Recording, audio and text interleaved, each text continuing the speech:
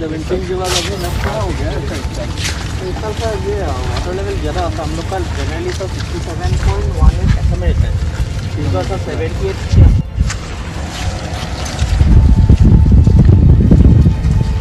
अभी तो नहीं काम चल रहा होगा तो अभी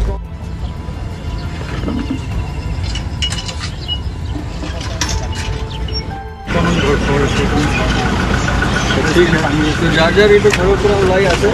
बाहेर आहे আমি ঢিং ৰাজচক্ৰত উপস্থিত হৈছোঁ ঢিংগতো ব্ৰহ্মপুত্ৰৰ লেভেল বঢ়াৰ কাৰণে বানপানী হৈছে বানপানী সৃষ্টি হৈছে ইয়াত 15খন গাঁও এফেক্ট হৈছে আৰু ইতিমধ্যে আমি 3খন এইটো যোৱাকালিলৈকে কেম্প আছিলে আজি 2টা কেম্প আমাৰ আছে পপুলেশ্যন বেছিভাগ এফেক্ট হোৱা নাই কিন্তু আমাৰ কৃষি ফিল্ড বহুত এফেক্ট হৈছে আৰু যিজন মানুহ আমাৰ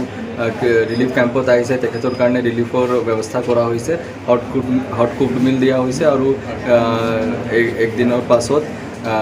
ৰিলিফ মেটেৰিয়েল ডিষ্ট্ৰিবিউশ্যন ৰাইচ দাল